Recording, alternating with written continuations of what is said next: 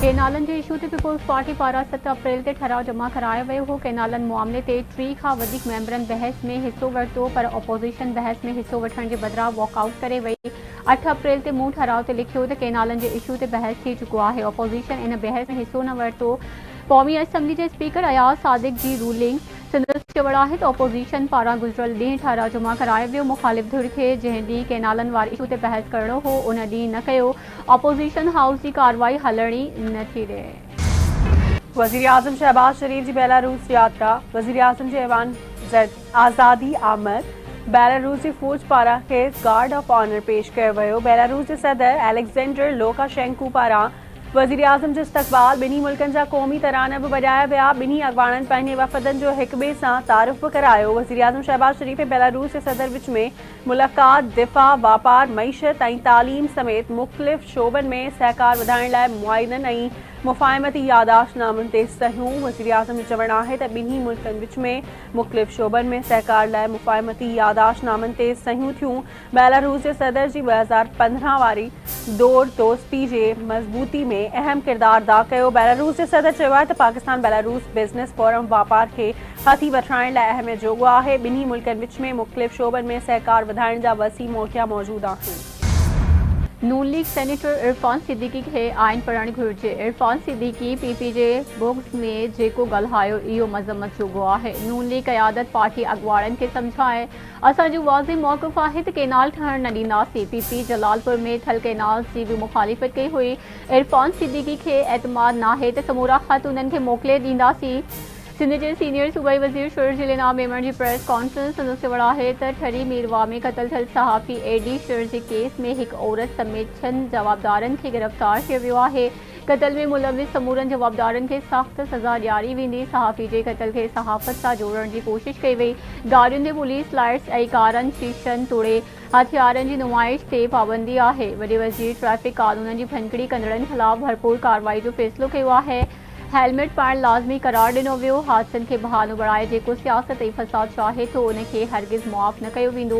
Drivers जी जिस्मानी ऐं ज़हनी सिहत जो बि मुकमल मुआइनो कयो वेंदो। नवंबर खां वठी हिन वक़्त ताईं हादसनि में 600 खां वधीक फौतगियूं थियूं।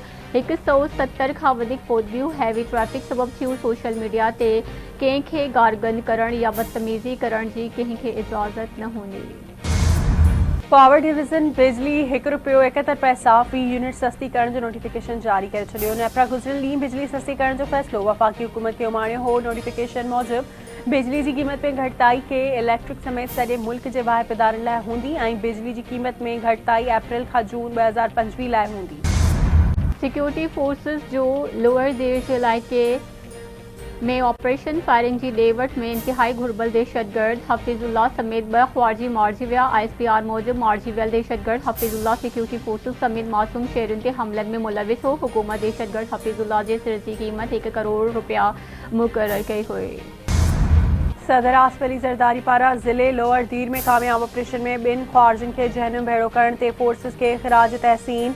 फितनाल ख़्वारिज जे मुकमल ख़ात्मे जी क़ौमी अज़्म जो इज़हार। सदर जो चवणु आहे त कार्रवाई दौरान दहशतगर्दनि जी लीडर खे मारण सिक्योरिटी फोर्सिस जी वॾी कामयाबी आहे। दहशतगर्दनि जे मुकमल ख़ात्मे ताईं सिक्योरिटी फोर्सिस जूं कार्रवायूं जारी रहंदियूं।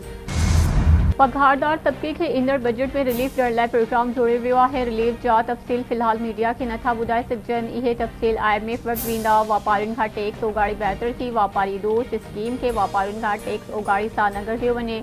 नाणे वारे वफ़ाक़ी वज़ीर मोहम्मद औरंगज़ेब जूं इस्लामाबाद में मीडिया सां ॻाल्हियूं। संदसि चवणु आहे त बजट साज़ी लाइ सरकारी ऐं निजी शोबे मां 98% तजवीज़ूं मौसूल थियूं। बजट तजवीज़ुनि ते हुकूमत ऐं ख़ानगी शोबो गॾिजी कमु करे रहियो आहे। 1 जुलाई खां पोइ बजट में का तब्दीली न थींदी। मुआशी इस्तेहकाम लाइ क़दम जारी आहिनि। कारोबारी तबके जी सहूलत लाइ क़दम खयां पिया वञनि। एक्सपोर्ट खे वधाइणो आहे त हर सेक्टर खे किरदारु अदा करणो पवंदो। सुप्रीम कोर्ट आर्टिफिशियल इंटेलिजेंस जे इस्तेमाल ते गाइडलाइंस तयारु करण जी सिफ़ारिश करे छॾी। जस्टिस मंसूर अली शाह अदालती निज़ाम में आर्टिफिशियल इंटेलिजेंस जे इस्तेमाल ते 18 सुफ़्हनि ते बदल फ़ैसिलो जारी करे छॾियो। अदालती फ़ैसिले मूजिबि ChatGPT ऐं डीप फेक अदालती सघ वधाए सघनि था। AI सिर्फ़ मुआविन टूल आहे ऐं हिकु जज जे फ़ैसिले साज़ी जो मुतबादिल नाहे। AI खे कंहिं सूरत में अदलिया में मुकमल इंसानी फ़ैसिले जी ख़ुदमुख्तियारी जो मुतबादिल न थियणु घुरिजे। सिंध हुकूमत जो मोबाइल फ़ोन ऐं गाॾियुनि जी चोरी तोड़े फुड़लट रोकण लाइ अहम क़दम। सिंध हुकूमत जी तर्जुमान सुमित अफ़ज़ाल सैयद जो चवणु आहे त वॾे वज़ीर मोबाइल फ़ोन ख़रीद ऐं विकिरो रेगुलेट करण जी हिदायत कई आहे। हर क़िस्म जे मोबाइल फ़ोन जे ख़रीद तोड़े विकिरो दस्तावेज़ी ठाहिण जी हिदायत कई वई आहे। दुकानदार मोबाइल फ़ोन ख़रीदण खां पहिरियां CPLC खां तस्दीक कंदा। मोबाइल फ़ोन विकिरो कंदड़ शख़्स जी सुञाणप कार्ड जी कापी फ़ोन नंबर वठणु लाज़मी हूंदो।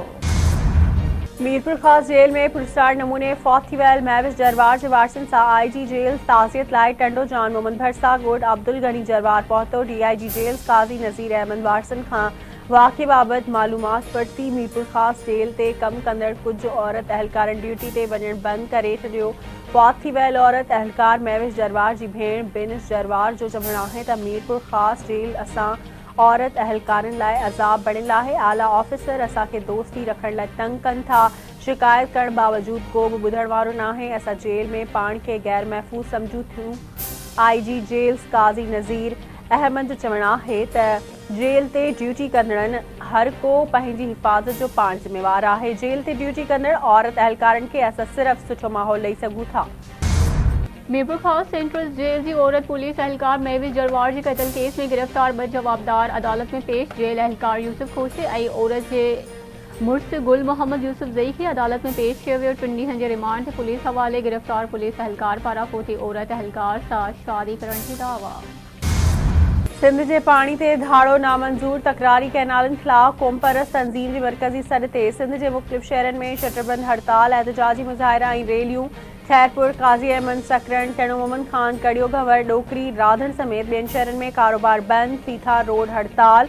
नवाबशाह घोटकी थरड़ी मोहब्बत मटियारी जिकबाबाद मिठी सोबोदेरो तलहार मोरो भाऊखोसो आबादगारनि ऐं शहरनि जे सॾ ते तकरारी कैनालनि ख़िलाफ़ शटरबंद हड़ताल कड़बाल क़ौमी शाहराह ते धरणो हयो वियो। वॾे बंग में शहरी शरीक अॻवाननि जो चवणु आहे त सिंधु दरिया मां नवां कैनाल कढण सां लाड़ पट्टी सिजावल बदीन ठट्टो ज़िलनि खे समुंड मिटकाए वेंदो ऐं सॼी सिंध सुकी वेंदी। सिंधु दरिया सिंधियुनि जो जियापो आहे। फ़लस्तीनियुनि सां यकजहती जे इज़हार लाइ सिंध समेत सॼे मुल्क में मुख़्तलिफ़ तंज़ीमुनि पारां रैलियूं कढियूं पियूं वञनि। कंदकोट सिजावल टंडोबागो तंगवाड़ी खोसकी समेत ॿियनि शहरनि में बि फ़लस्तीनियुनि जे हक़ में रैलियूं। अॻवाननि जो चवणु आहे त इसराइल जी शयुनि जो बाइकॉट कयो वञे।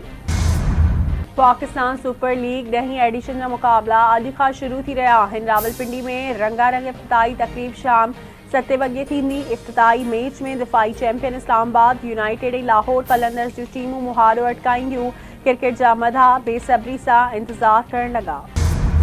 ऐं सिंध हुकूमत जी रांदियुनि वारे खाते पारां डेज़र्ट चैलेंज जे नाले सां निगर पार्कर में 3 ॾींहं वारे थर्ड जीप रैली जा क्वालीफायर राउंड जा मुक़ाबला पुॼाड़े ते पहुता।